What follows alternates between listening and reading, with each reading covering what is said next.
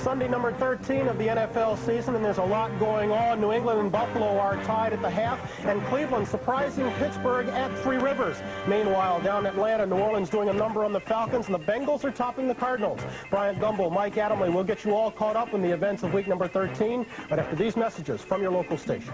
To NFL'79, Bryant Gumbel and Mike Adamle. This is week number 13 of the NFL season. We'll get you all caught up on just what is going on. The Pittsburgh Steelers have lost 3 games this year. After the previous 2, they came back the next Sunday scoring an average of 47 points. So a lot of people expected them to blow the Cleveland Browns away today. But instead, take a look at what is going on in Pittsburgh. Browns out in front 20-13, and Brian Sipe is doing one whale of a job. And Mike, I guess that's not too surprising considering the endorsement that Sipe got this week from the NFL scouts. Well, many pro scouts believe at this point in time, if they were to have one quarterback playing for them in pressure situations, they would want Brian Sipe, and why not? Already this year, he has thrown 25 touchdown passes, including 2 in this afternoon's game. He has been sensational, unofficially 11 for 175 yards. This was the first touchdown of the game. Sipe to Ozzie Newsome. He beats Mel Blount, 7-0 Cleveland.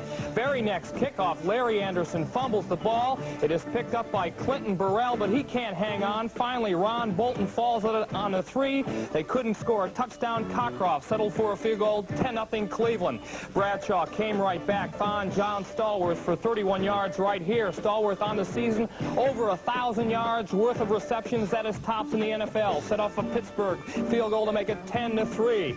Cleveland came back, though. Sipe, lots of time. Watch this catch right here by Newsome. Great one-handed grab to set up a field goal of 32 yards by Cockcroft.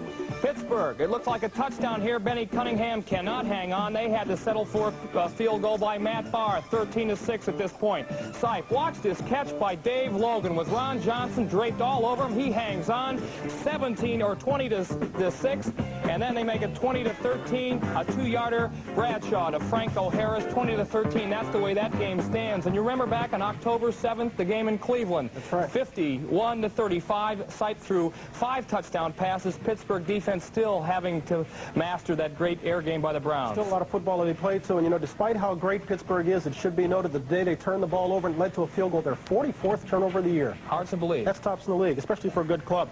Down in Atlanta, the Falcons have already committed 6 turnovers, and they are dearly paying the price. The New Orleans Saints out in front of them 24-6. That ball game late in the second quarter there. Manning enjoying a good day. Muncie and Galbraith have each scored 1 time already. The Saints trying to stay tied with the Rams atop the NFC West. Washington against the Giants. This is the second meeting of the year. The Redskins tied atop the NFC East. The Giants among the also-rans in that division. Giants out in front 7-3. That ball game at the half. Doug Coder on a 1-yard touchdown run. Mark Mosley's 23-yard field goal as all Pardee troops have up on the board. Buffalo against New England. Do you think of the Buffalo Bills as a playoff team? Well, don't forget, they're still in the running right now because they are a 500 ball club. They're 6-6, and they're playing the leader of the division today in the New England Patriots, and should they beat the Patriots, they would project themselves into the playoff picture. It stands to the half at 3-3, a very hard-hitting ball game, and Mike, you and I have talked about it before, the coaching difference sometimes in the AFC. Chuck Knox has done a great job with the Buffalo club. They have a very young defensive team. They've had some good draft choices come through for them, particularly their middle linebacker, Haslett, who replaced Cousineau when Cousineau went up to Montreal. They've been keeping Grogan and the fast New England receivers in check this afternoon. If New England loses, they will drop to 8-5. A beautiful look at the countryside. Beautiful was not the way to describe either team's offenses. Watch what happened here in the first quarter. Grogan gets pressured, gets off the hook, rolls to his right, and then fires, but he is intercepted by number 38, Jeff Nixon.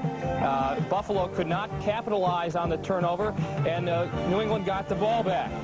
Buffalo had it later in the first quarter. Joe Ferguson gets sacked by number 64, Richard Bishop.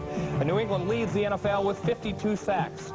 Horace Ivory gets loose here for a pretty good game to set up New England's only score, a field goal. But then in the second quarter, Ferguson was intended for Lou Picone, hits Doug Bedoin instead. Another turnover for Buffalo. Bedoin makes a nice return on the interception. And finally, Buffalo tied the score 3 apiece with this Nick Mickemeyer field goal. And that's the way it stands, 3-3. Buffalo trying to go to 7-6. And like you said, Bryant, maybe get a chance to get into the playoffs. It's amazing. Week 13, we're talking about Buffalo maybe being in the playoffs. 3 other games still going on. Cincinnati Bengals, in search of only their 3rd victory this year. They're out in front of the St. Louis Cardinals by a score of 21-7. That ball game is in the 2nd quarter. Tampa Bay Buccaneers right now on the short end of a 14-9 score to the Minnesota Vikings. This game down in Florida. And at the half, it's 14-9 Vikes. With a win today, the Tampa Bay Buccaneers, in just their 4th year of existence, would clinch the title in the NFC Central. Tommy Kramer has thrown 2 touchdown passes, one of 26 yards to Terry LaCourte, one of 33 yards to Ahmad Rashad. Vikings out in front. And just a couple of moments ago, the Philadelphia Eagles, playing in Wisconsin, went out in front of Green Bay by a score of 7-0 in the first period. Ron Jaworski 11 yards to Wilbert Montgomery. Don't forget, still some good ball games coming up later today. Kansas City out on the coast against San Diego. Miami going against Baltimore in a very big game going on in Denver. The Oakland Raiders in need of a win to keep their playoff hopes alive. They'll take on the Denver Broncos. And then after football tonight, prime time on NBC, it's Duck for Sale. That followed by Burt Reynolds and Smokey and the Bandit. And that followed by Tom Snyder with Primetime Sunday. That's later tonight on NBC.